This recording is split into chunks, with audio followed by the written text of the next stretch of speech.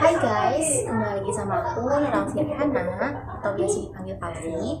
Aku dari kelas Bahasa Inggris S1 semester 3 di Universitas Duta Langsana Surakarta. Untuk video kali ini aku mau ngejelasin nih sekaligus menjawab soalan-soalan ulangan tengah semester atau mites di mata kuliah Sosiolinguistik. Tanpa basa-basi, kita langsung aja ke soalnya dan langsung jawab. Yang pertama, kita diminta untuk menjelaskan apa itu morfologi dan sintaks. Kemudian kita memberikan agreement dan disagreement tentang subjek tersebut di prodi bahasa Inggris. Setelah itu, baru kita menjelaskan apa sih pentingnya mempelajari morfologi dan sintaks. Yang pertama, kita akan membahas tentang morfologi. Apa itu morfologi? Morfologi merupakan bidang studi yang mempelajari tentang formation word atau pembentukan kata.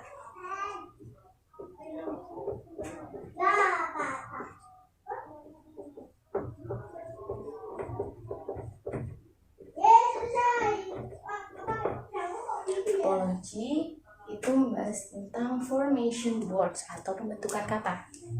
Di dalam morfologi itu terdapat morphemes atau satuan unit terkecil yang digunakan untuk membuat sebuah kata dasar itu menjadi kata-kata lain dalam golongan, misalkan menjadi kata benda ataupun menjadi kata sifat seperti itu.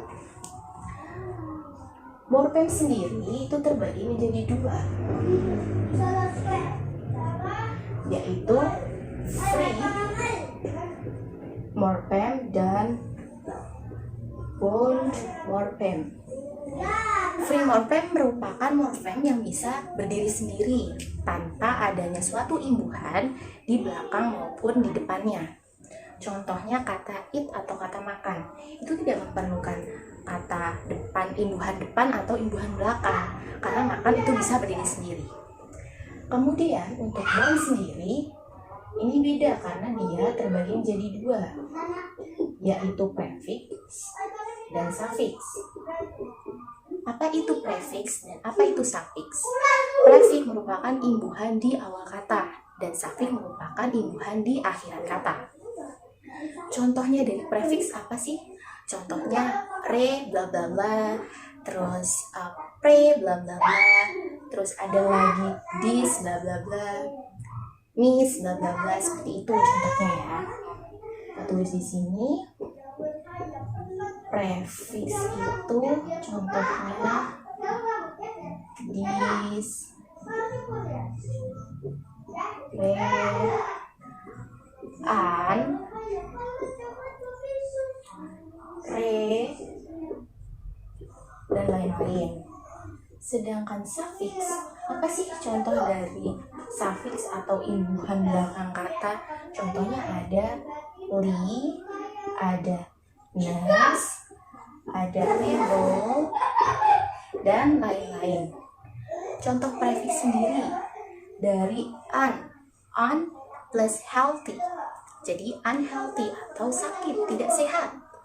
Kemudian ada lagi re plus again, re dan again jadi re again yang artinya kembali.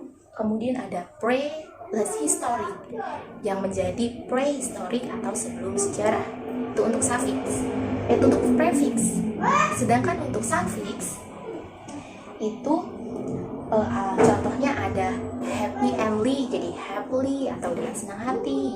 Kemudian ness, kind and ness, jadinya kindness, kebaikan. Kemudian ada lagi care purposeless, careless, itu artinya ceroboh, seperti itu.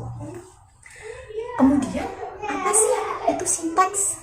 Kita sudah bahas tentang morfologi ya, kita akan beralih ke sintaks. Apa ya itu sintaks? Jadi di sini kita akan bahas tentang sintaks. Sintaks itu membahas tentang formasi kalimat.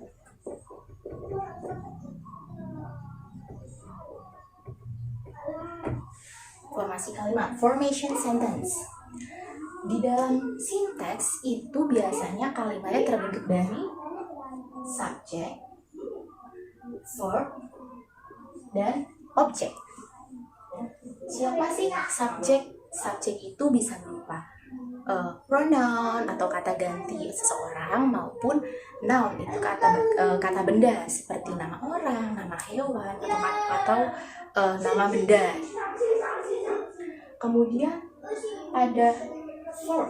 Verb itu apa? Verb itu merupakan kata kerja atau hal yang dilakukan oleh subjek. Kemudian objek. Apa itu objek? Objek itu merupakan benda maupun kata benda yang biasanya ditempeli oleh kata kerja, seperti itu. Contohnya, my sister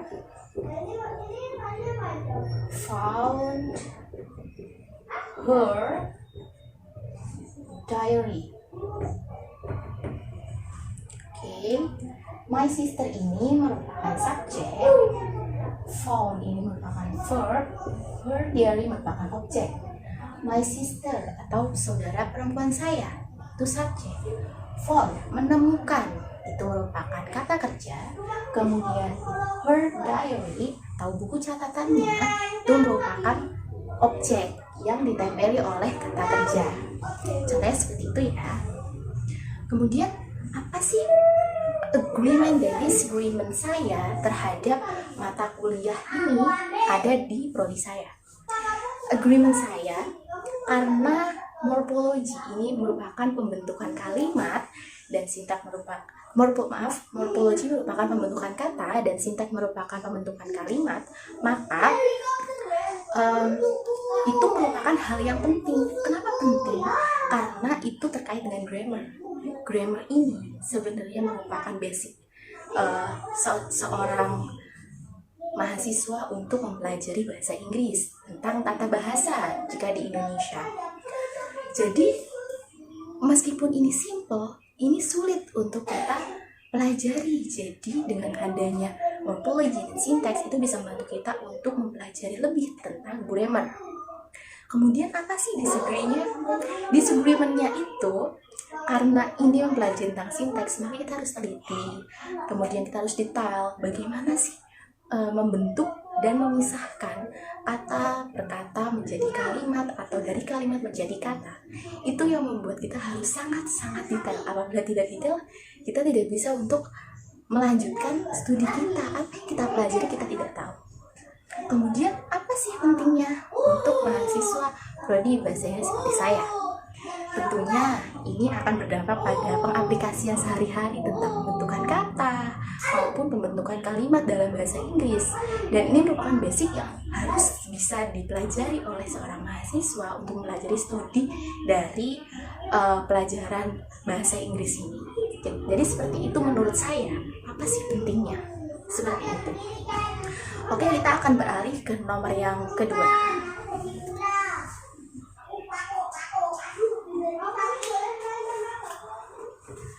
Yang kedua, kita akan membahas tentang apa itu subjek dalam bahasa Inggris dan bagaimana contoh pembentukannya. Jadi, subjek sendiri merupakan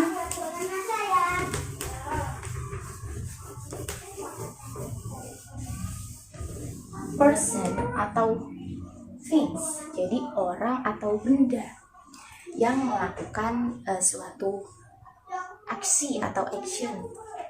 Biasanya subjek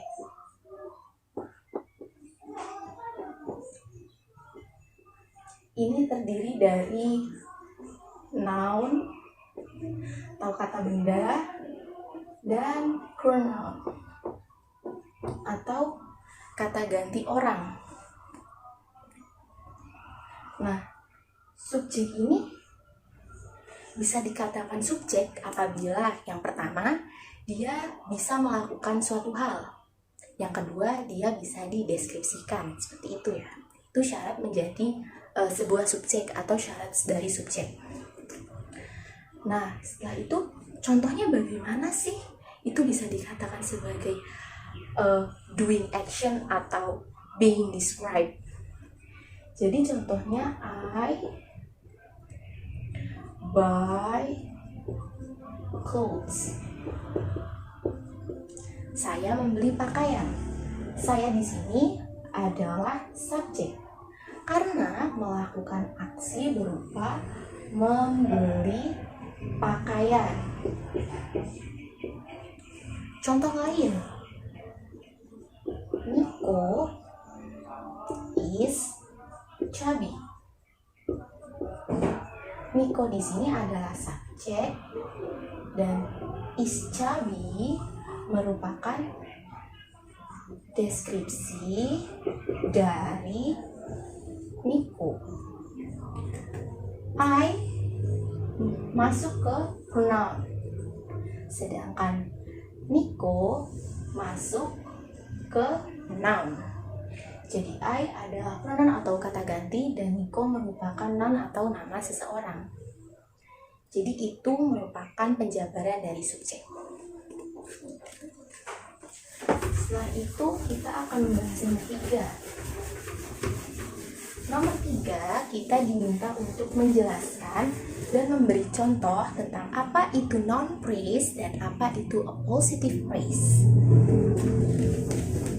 Apa sih yang kita ketahui tentang noun phrase? Kita bagi jadi dua tempat.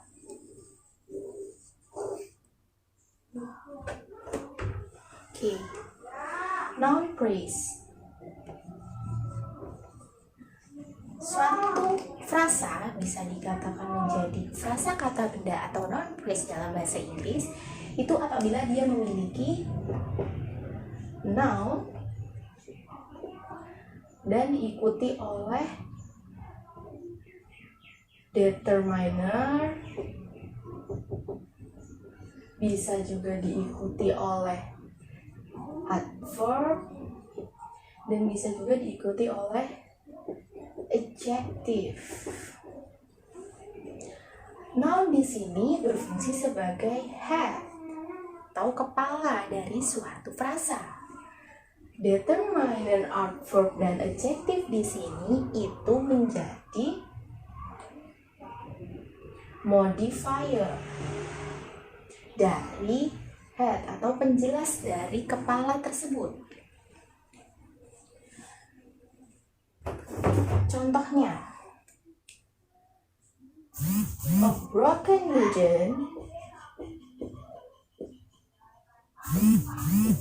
wooden door.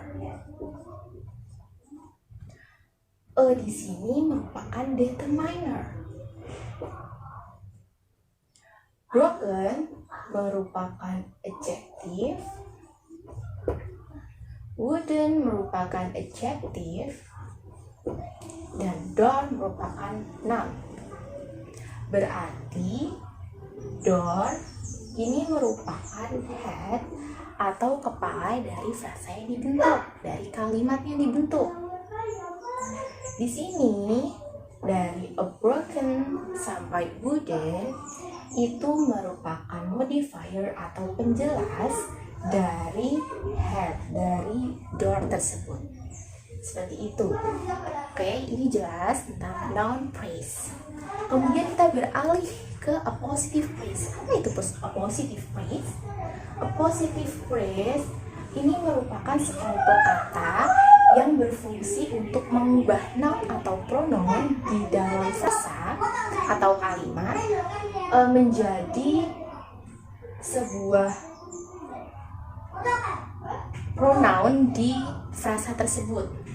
Biasanya sebagai pemisah, yang mana appositive phrase dan yang mana modifier atau noun atau pronoun yang menjadi penjelas lainnya itu biasanya dipisahkan oleh tanda koma.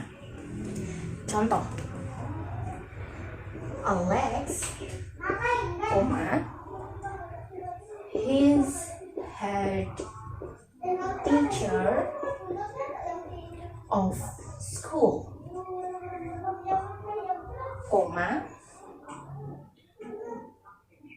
karena tidak pas kita taruh di bawahnya. Is very strict. Di sini mana sih appositive phrase-nya? Jadi appositive phrase-nya itu adalah his head teacher. Di sini dia itu menjadi pronoun atau noun yang menggantikan kata noun di depan, yaitu Alex. Jadi itu hanya penjelas siapa sih Alex. Oh, ternyata Alex adalah kepala sekolah di suatu sekolah. Tapi apa yang menjadi penting dalam frasa ini sebenarnya? Yang menjadi penting itu hanya Alex is very strict. Tanpa adanya his head teacher, itu sudah bisa menjadikan satu frasa positive phrase yang penting. Jadi untuk positive phrase sendiri itu dibagi menjadi dua, yaitu essential positive phrase dan non-essential positive phrase. Essential positive phrase dan non-essential positive phrase.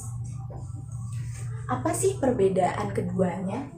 Jadi kalau berdasarkan contoh tadi, Alex, his head teacher of school, is very strict, itu masuk ke dalam non-essential positive phrase. Kenapa begitu? Karena di situ terdapat dua koma yang menjadi pemisah antara noun yang dimaksud dengan penjelasan lain dari pronoun his head teacher. Koma di sini berfungsi untuk pemisah itu saja, pemisah dari essential positive phrase dan non essential positive phrase.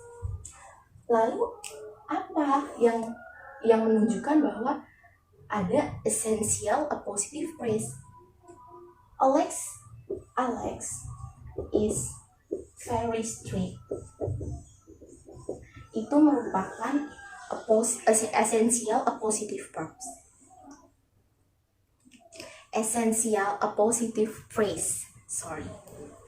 Karena apa? Dia tidak membutuhkan koma untuk menjelaskan siapa Alex dan kenapa atau mengapa si Alex tersebut. Jadi dia tidak memerlukan koma. Koma hanya diperlukan di non-essential positive phrase sebagai pemisah antara pronoun yang dimaksud dan pronoun yang fungsinya hanya untuk menjelaskan noun di depannya atau noun di belakangnya, seperti itu. Alex di sini merupakan head. Belakang dari his head teacher of school is very strict itu hanya merupakan modifier, seperti itu. Oke, kita lanjut ke soal nomor 4. Soal nomor 4 itu meminta kita untuk menjelaskan apa itu klausa. Klausa atau clause dalam bahasa Inggris merupakan kelompok kata yang terdiri dari subjek dan verb atau subjek yang berupa noun atau pronoun plus kata kerja yang terbatas. Subjek dalam klausa itu bisa disembunyikan atau bisa tidak disebut, namun verb harus tahu di mana letaknya atau jelas letaknya ada di mana pada klausa tersebut.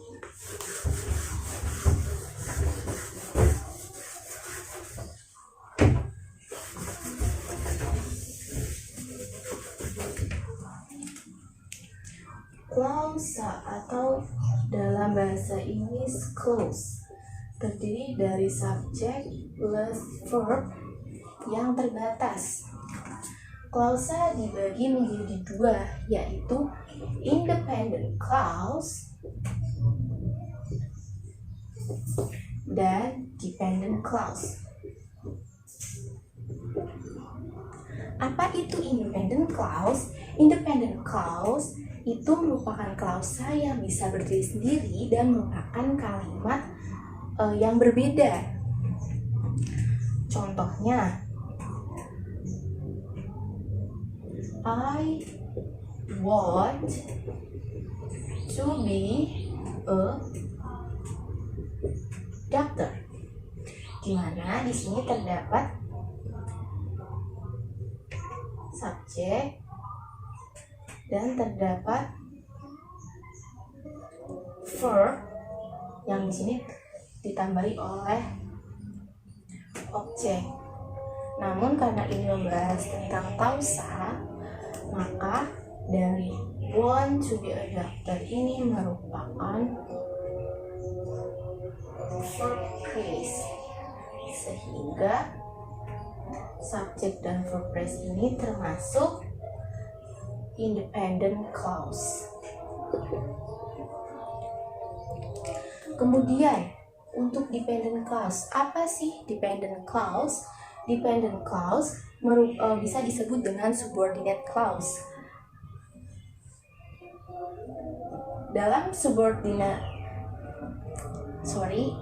Pada dependent clause ini dia tidak bisa untuk berdiri sendiri.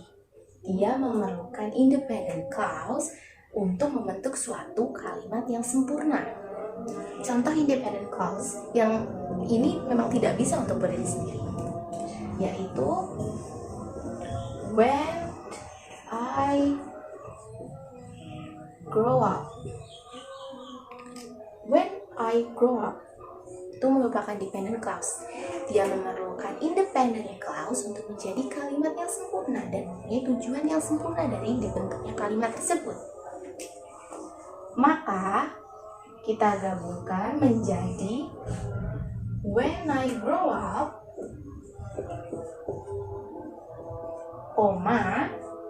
I want to be a doctor. Ini merupakan kalimat yang sempurna atau di dalam bahasa Inggris disebut dengan complex sentence. Kenapa antara dependent clause dan independent clause dalam kalimat sempurna atau complex sentence itu memerlukan koma? Itu untuk menjelaskan mana sih bagian dependent clause, mana sih bagian independent clause dalam suatu kalimat. Jadi klausa itu terdiri dari subjek dan verb terbatas, yaitu subjek berupa noun, pronoun, dan verb merupakan kata kerja. Kemudian dibagi menjadi dua, yaitu independent dan dependent clause. Independent clause itu merupakan klausa yang bisa berdiri sendiri, namun sudah merupakan kalimat yang berbeda. Kemudian dependent clause ini merupakan klausa yang tidak bisa berdiri sendiri, namun butuh independent clause untuk menjadi kalimat yang sempurna. Contohnya seperti itu. Kemudian untuk fungsinya sendiri, klausa itu bisa menjadi kata benda, klausa untuk kata benda dan klausa untuk kata kerja.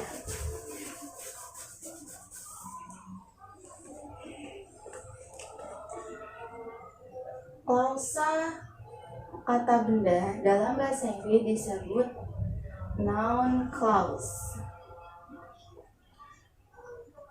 Sedangkan untuk kata sifat itu biasa disebut adjective clause.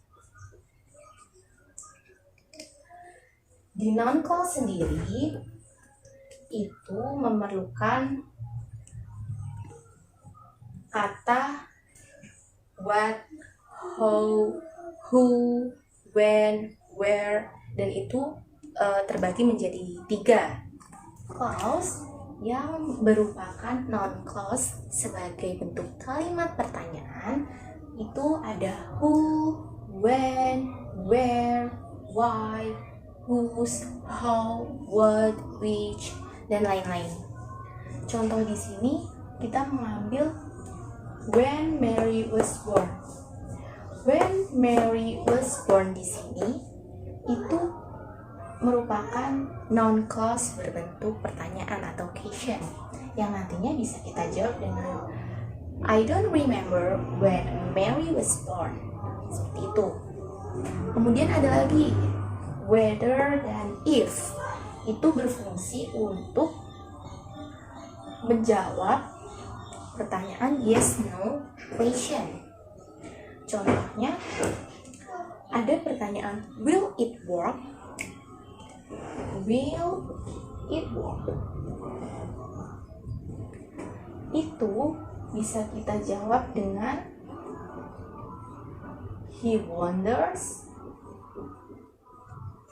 whether it will work.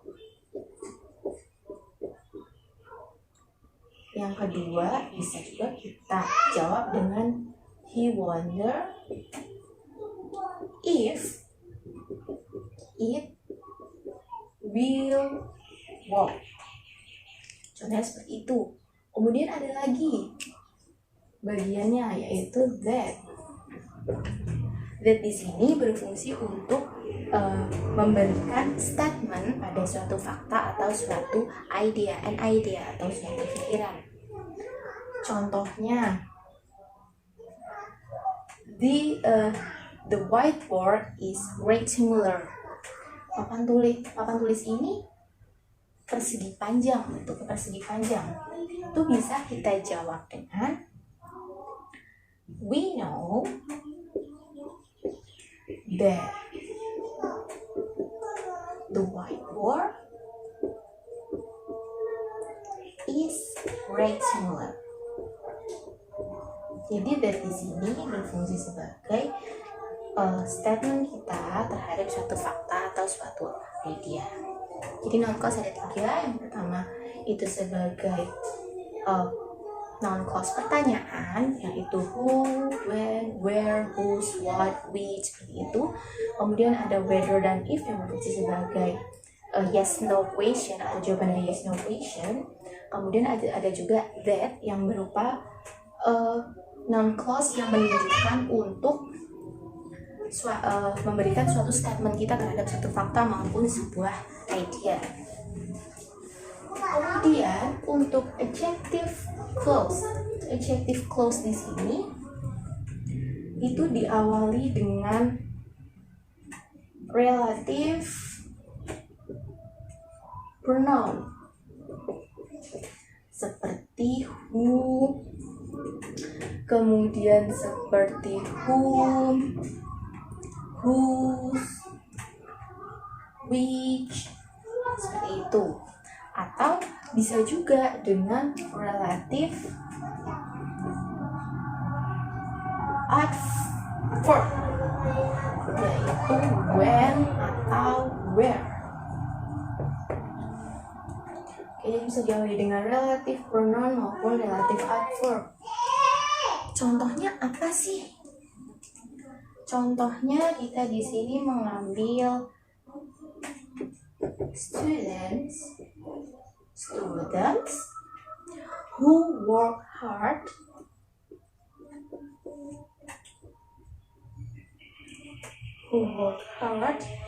get good grades.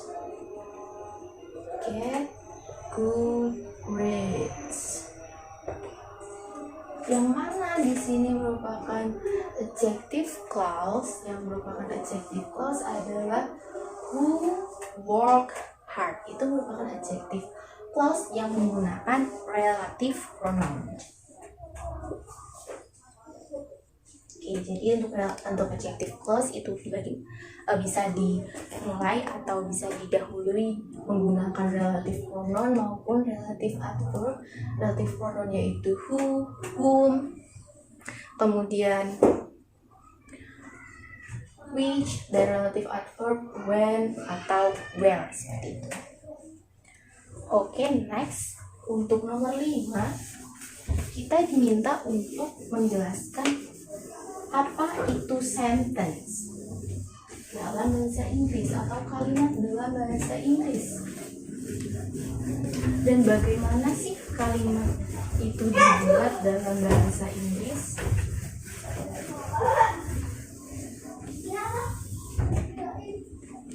Oke, jadi sentence dalam bahasa Inggris itu minimal terdiri dari subject plus verb. Tadi sudah dijelaskan bahwa subject itu ada noun dan pronoun, dan juga verb ini merupakan kata kerja. Contohnya, I am waiting. I am waiting. Kemudian sementara itu, untuk menjadikan suatu kalimat yang sempurna, kadang dalam kalimat itu terdiri dari subjek, verb, dan objek. Namun tanpa kita sadari bahwa adanya subjek dan verb sendiri itu sudah membentuk suatu kalimat yang sempurna dalam sentence. Contohnya untuk subjek, verb, dan objek di sini kita mengambil contoh dari I bought fruit, atau I buy clothes tadi. I buy clothes. Okay. I buy clothes tadi terdiri dari subjek, verb, dan objek, seperti itu. Untuk subjek sendiri tadi sudah dibahas, noun yaitu bisa nama orang, bisa nama benda, atau bisa nama hewan. Kemudian untuk pronounnya itu dalam bahasa Inggris ada I, you, we, they, he, she, atau it. Kemudian untuk objek sendiri itu dibagi menjadi dua tadi, yaitu direct object atau objek langsung, dan indirect object atau objek tidak langsung. Selain subjek dan objek, verb di sini juga terbagi menjadi dua. Yang pertama transitif dan yang kedua intransitif. Apa itu transitive verb dan apa itu intransitive verb di bahasa Inggris? Transitive verb itu merupakan kata kerja yang tidak memerlukan objek. Sedangkan intransitive verb itu adalah transitive verb itu adalah transitif yang memerlukan objek, sementara intransitive verb itu adalah kata kerja yang tidak memerlukan objek. Contoh transitive verb, I am waiting. Di sini, waiting di sini itu tidak memerlukan objek apapun, sehingga itu bisa menjadi suatu kalimat yang sempurna. Tetapi untuk I buy clothes di sini itu memerlukan objek. Kata buy di sini, verb kata kerja buy itu memerlukan objek berupa clothes agar menjadi kalimat yang sempurna.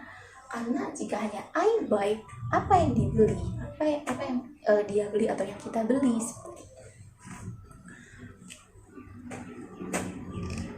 Oke, contoh lain.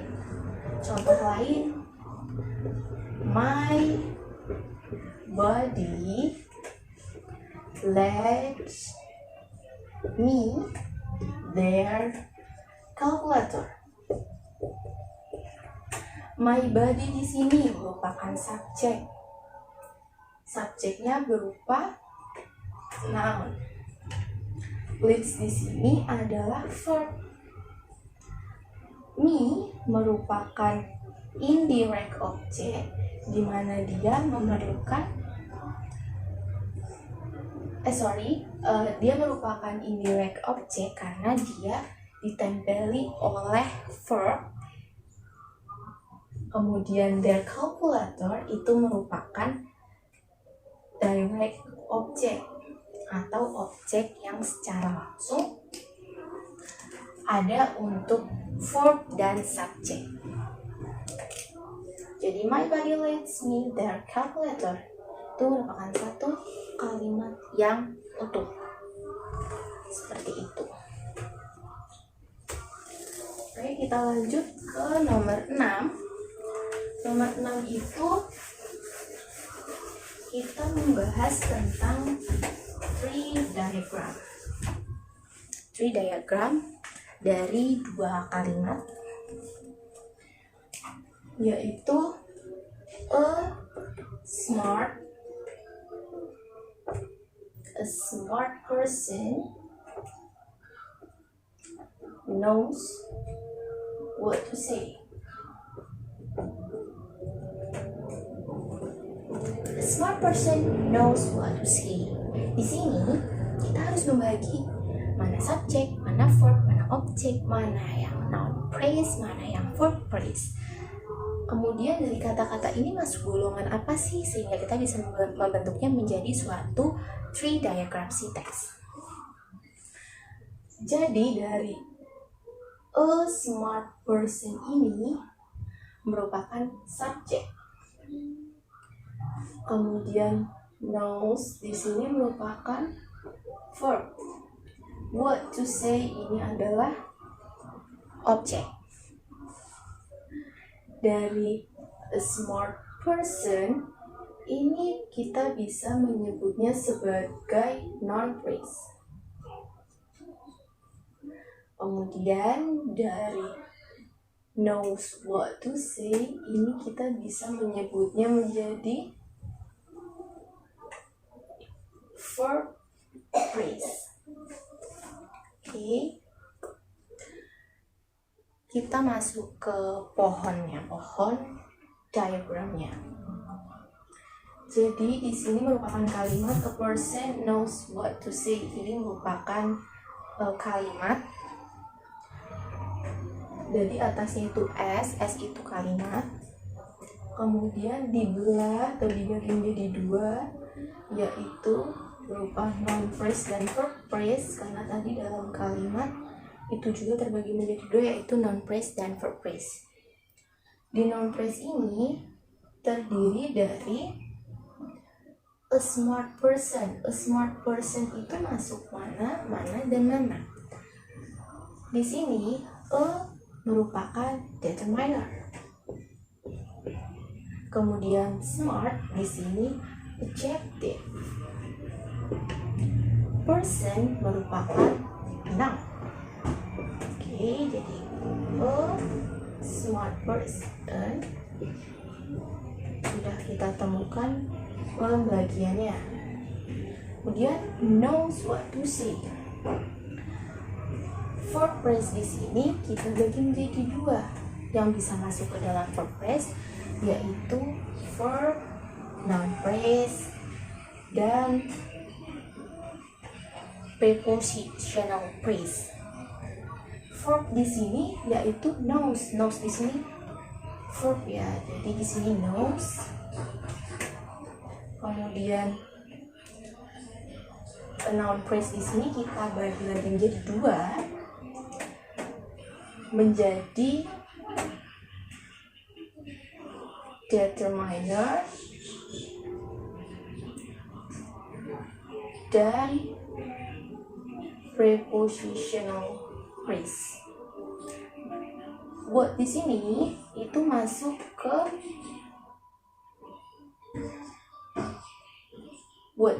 ke determiner. Sementara PP harus dibagi lagi menjadi dua, yaitu preposition dan juga noun. Preposition di sini berbentuk to. To itu sebenarnya bisa adverb dan bisa preposition, namun di sini kita menggunakan dalam preposition.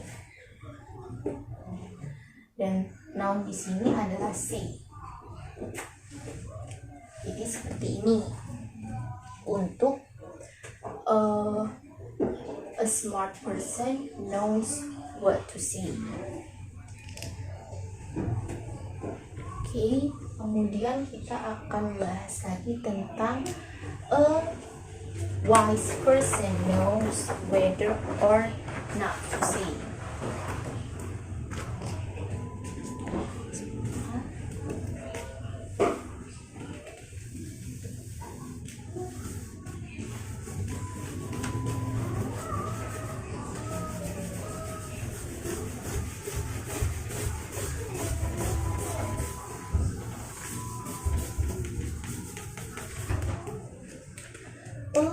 wise person.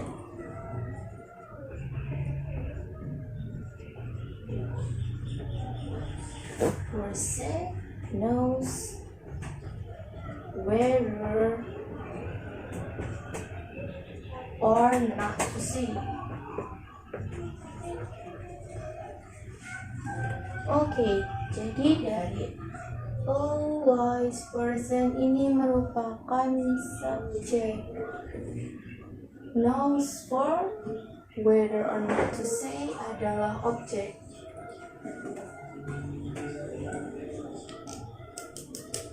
Subjek di sini akan dimasukkan dalam noun phrase karena adanya noun dan determiner maupun adjektif.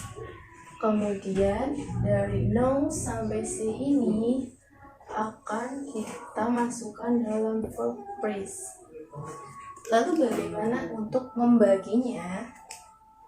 Jadi untuk membaginya dalam kalimat a wise person knows whether or not to say, itu merupakan S di paling atas, dibagi menjadi dua,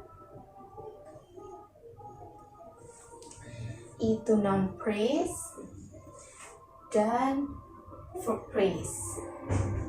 Dalam noun phrase tadi kita dapat juga, yaitu a sebagai determiner, wise sebagai adjektif, dan person sebagai noun. Kemudian untuk verb phrase di sini kita bagi menjadi dua, menjadi tiga. Kita dari verb ini dari knows menuju nor. Ini menuju not. Knows whether or not. Ini merupakan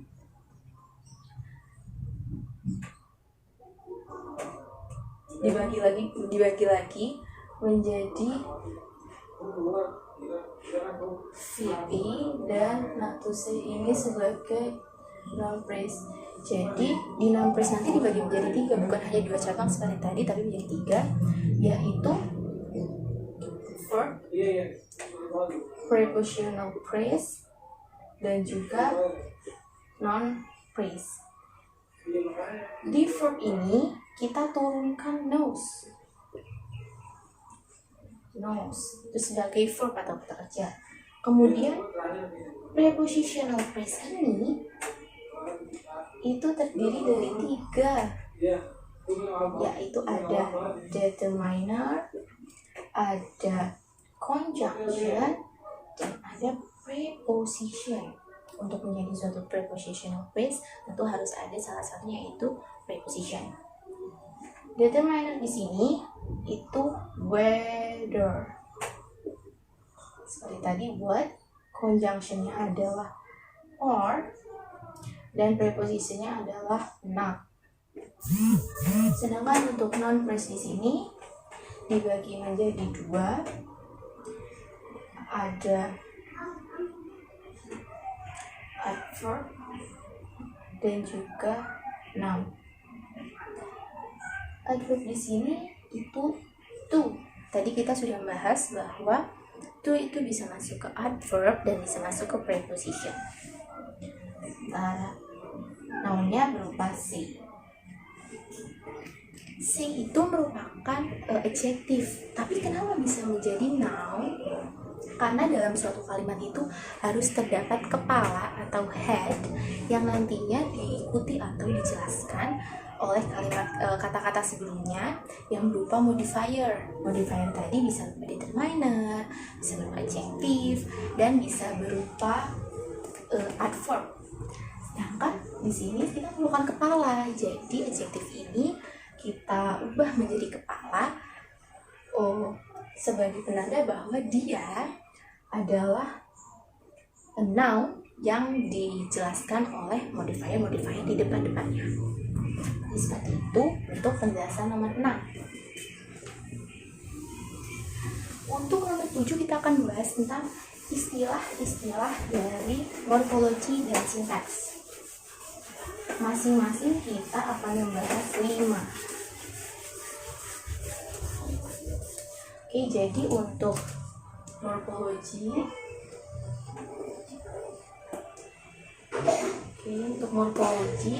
itu ada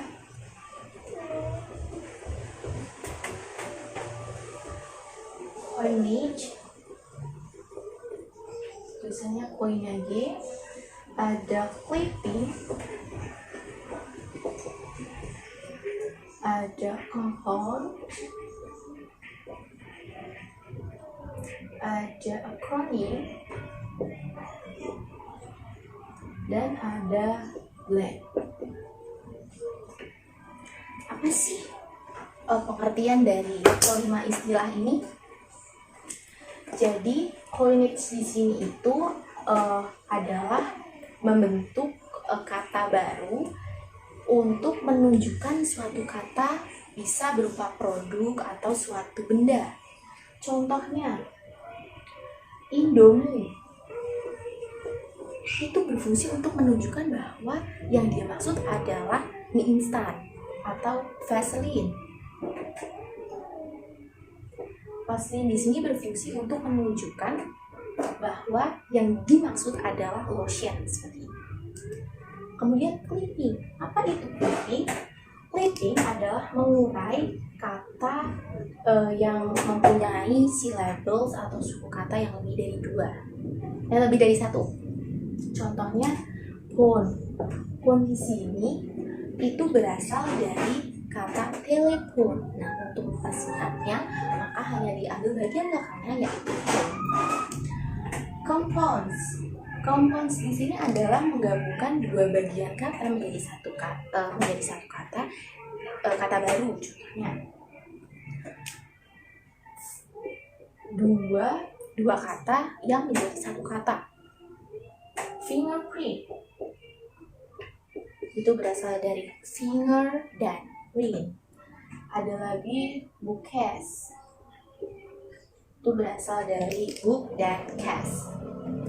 Acronym ini merupakan singkatan dari suatu kalimat yang hanya mengambil dari huruf depan kata-kata tersebut yang ada di dalam kalimat. Contohnya BTW. BTW itu berasal dari kalimat by the way. Jadi hanya diambil bagian depannya, huruf-huruf depannya saja. Atau LOL yang sedang booming, yaitu lack of loud atau terbahak-bahak. Itu hanya diambil bagian depannya saja, huruf depannya saja. Kemudian blend. Blend ini adalah mengkombinasikan 2 kata menjadi satu kata baru yang hanya mengambil bagian depan dari suku kata atau bagian belakang dari suku kata. Contohnya, brunch itu berasal dari breakfast dan lunch. Kemudian ada lagi internet. Internet di sini berasal dari international network. Mengambil internetnya itu international inter dan networknya net. Jadi internet. Oke, itu 5 contoh dari morfologi. Kita beralih ke sintaks.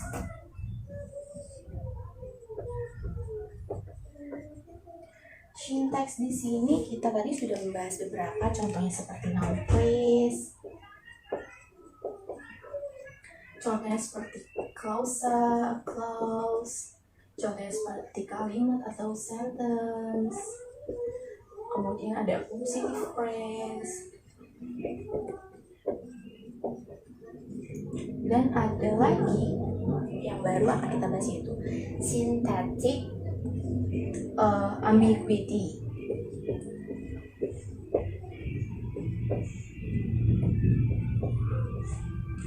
Noun phrase tadi merupakan frasa yang terdiri dari noun sebagai head ditambah dengan determiner di belakangnya seperti determiner, adverb, dan adjective di belakangnya sebagai modifier. Kemudian untuk a clause atau klausa itu kelompok kata dengan subjek plus verb, dimana klausanya ini bisa dibagi menjadi dua, yaitu independent clause dan dependent clause.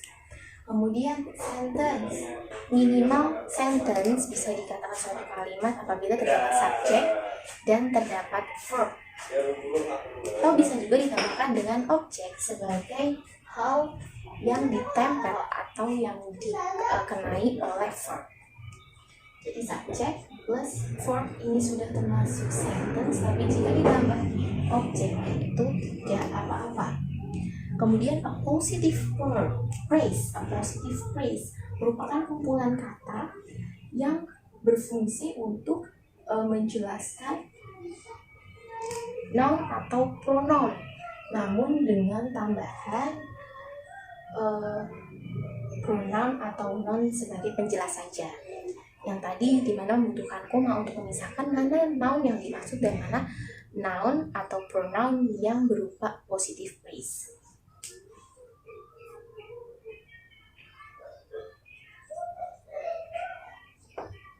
Kemudian yang terakhir, syntactic ambiguity. Apa sih syntactic ambiguity? Jadi syntactic ambiguity ini merupakan satu kalimat yang mempunyai dua artian. Contohnya, boys looking at man with a telescope. Anak laki-laki melihat seorang pria dengan teleskopnya. Dengan sebuah teleskop ini mempunyai dua artian. Yang pertama, anak lelaki itu menggunakan teleskop untuk melihat si pria tersebut, dan bisa juga bahwa teleskop itu digunakan anak laki-laki untuk melihat pria tersebut. Jadi mempunyai dua artian atau beberapa pengertian dari satu kalimat tersebut. Oke, jadi itu tadi adalah penjelasan-penjelasan yang bisa saya sampaikan, dan itu tadi sudah saya jawab 7 soal yang diberikan dari ulangan tengah semester morphosyntax. Saya harap ini bisa menjadi mata pembelajaran untuk kalian semua, bisa menjadi referensi untuk kalian semua. Apabila ada kesalahan dalam pengucapan dan kesalahan dalam menyebutkan suatu kata maupun kalimat, kalian bisa komen di bawah. Kalian bisa isi saran, masukan maupun komentar kalian di bawah. Semoga ini bisa menjadikan materi-materi baru untuk saya maupun kalian, dan bisa menjadi ilmu tambahan apa sih tentang morfologi dan sintaks. Saya rasa itu yang bisa saya sampaikan. Ada kurang lebih saya mohon maaf yang sebesar-besarnya. Terima kasih semuanya sudah menonton. Dadah.